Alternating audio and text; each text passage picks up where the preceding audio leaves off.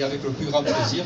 Et franchement, ça me ferait vraiment plaisir et ça serait vraiment mieux pour cette circonscription qu'il y ait une femme députée, qu'elle s'appelle Cathy Guillot.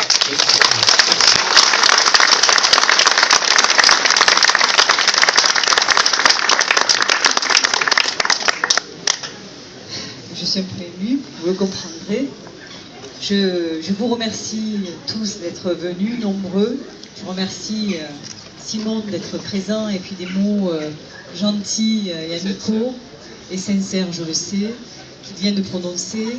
Je remercie Alain, notre premier fédéral, Pierre, bien sûr, mon compagnon de route dans cette aventure, et puis René, qui mobilise ses troupes donc sur l'Avenage, le Sommiérois. Je veux remercier vraiment tous les élus qui sont là, le maire de Fontenay, Jean-Paul, monsieur le maire de Sommières, Christian Palette, conseiller général et président d'une communauté de communes qui est très dynamique et conseiller général de ce canton, monsieur le maire de Salinel, Guillemont, Michel Fébrère, le maire de Congénie, et puis il y a des élus, j'ai noté quand même des élus ou des personnes qui sont, je crois que ce matin, tous les villages, toutes les communes de notre circonscription sont représentées.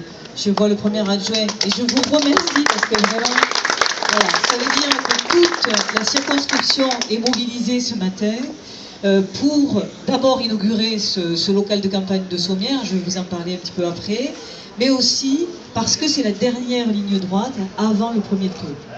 Alors, je salue le premier adjoint, Daniel Agnor, de Saint-Gilles, et Paul Batré, qui est également adjoint.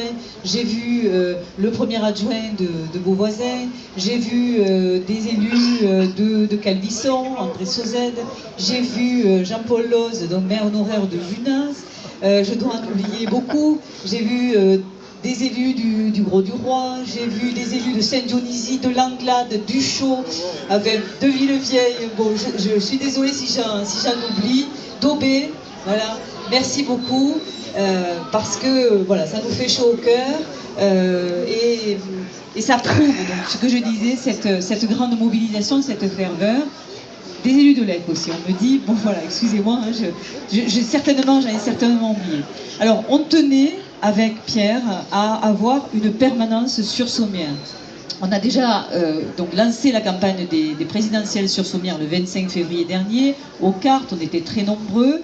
Et j'avais dit à cette occasion, donc je le redis pour ceux qui n'étaient pas là, que...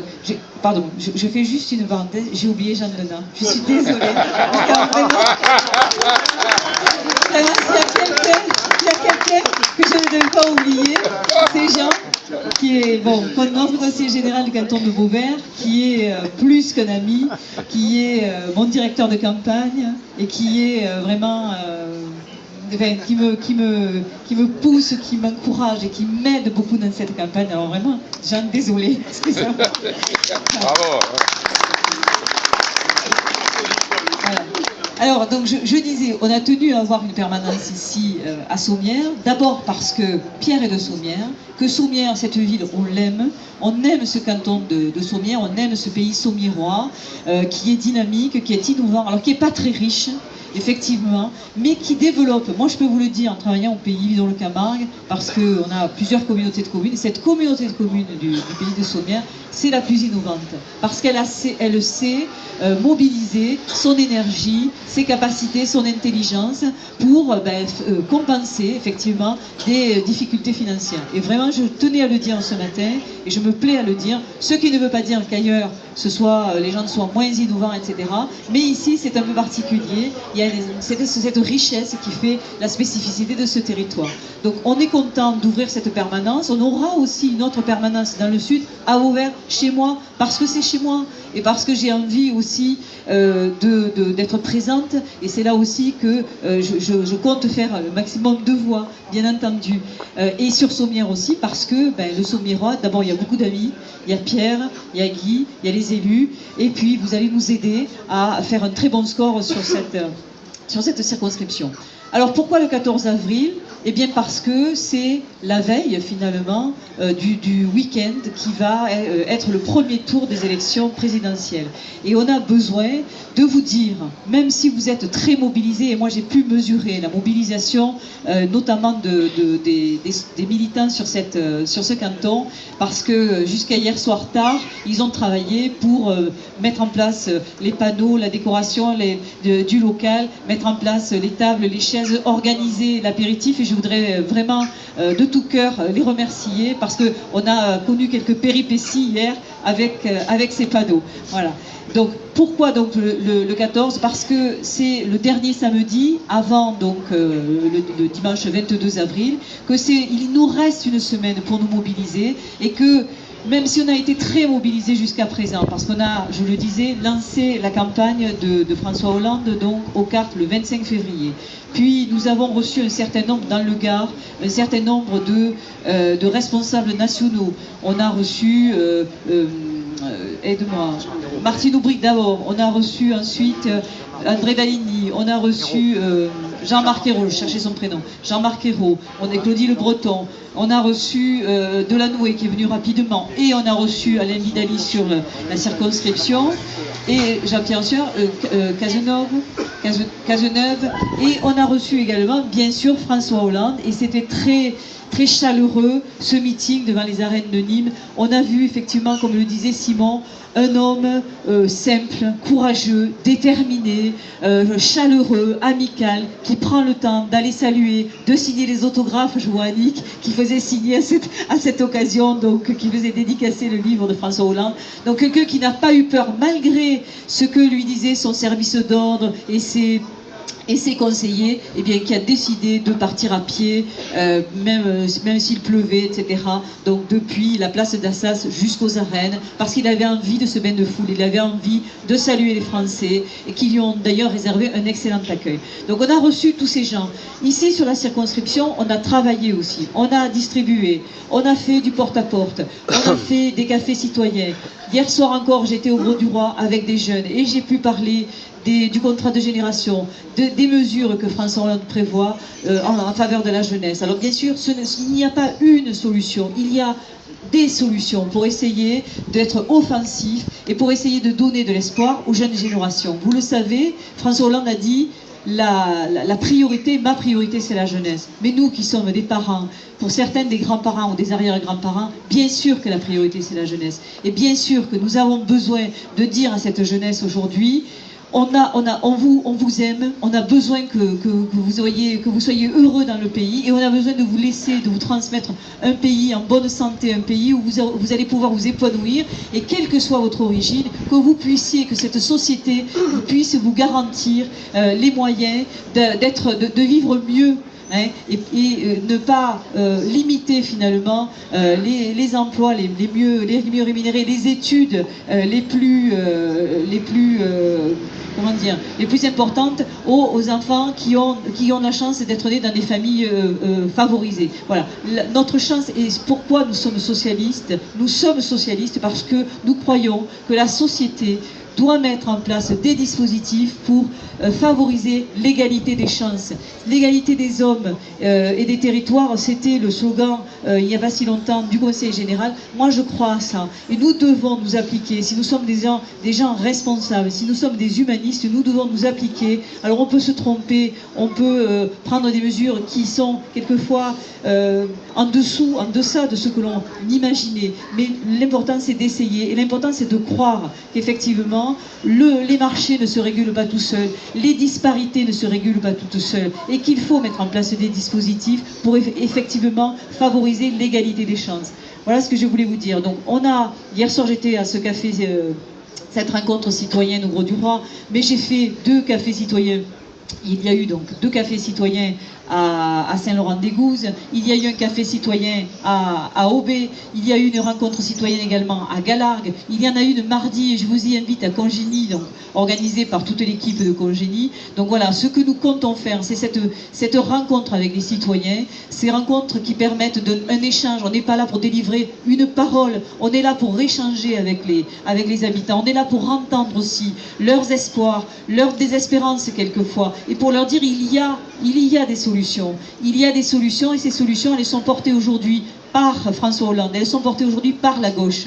On a vu depuis 10 ans, et notamment depuis ces 5 dernières années, que la droite n'avait aucune solution, que la droite clivait, que la droite divisait. Et nous sommes sur ce discours et sur cette volonté de rassemblement des Français. Voilà, et qui s'est rassemblé. Si on nous demande des efforts, nous sommes capables de comprendre qu'il faut faire des efforts. Mais ça ne peut pas être toujours les mêmes qui font des efforts, et pendant que d'autres, finalement, augmentent leur salaire de 34%, ou à qui on rembourse avec le bouclier fiscal, même si aujourd'hui le bouclier fiscal a été supprimé au passage, on a quand même diminué aussi la contribution de l'ISF.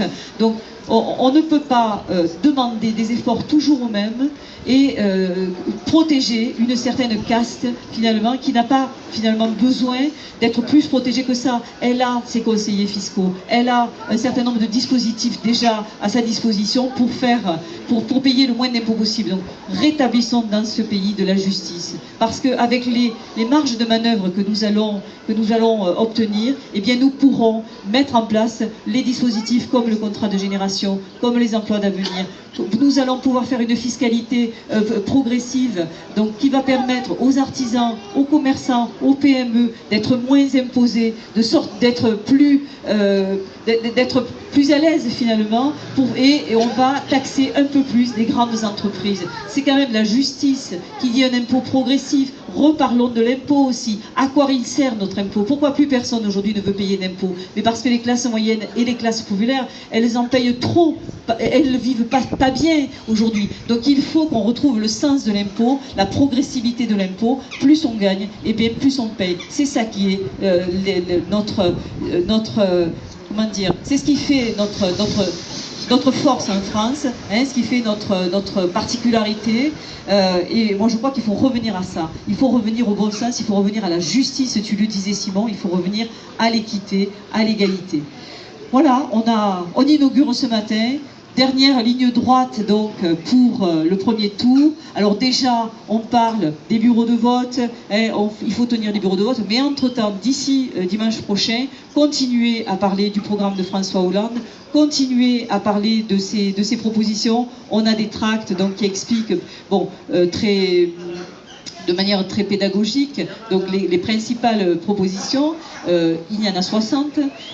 Vous avez vu que dans la semaine, François Hollande a expliqué donc les premières mesures qu'il allait mettre en œuvre. Donc ce sont des propositions concrètes, ce sont des choses qui vont changer notre vie. Moi, je voudrais terminer avec ça. Je voudrais vous dire, en 81, rappelez-vous de ce parfum de 81. Bien sûr, après, ça a été difficile, mais il n'empêche qu'en 81, on a vraiment changé la vie des gens. Et moi, j'avais 20 ans en 81, je suis un peu émue. J'avais 20 ans en 81 et je voudrais...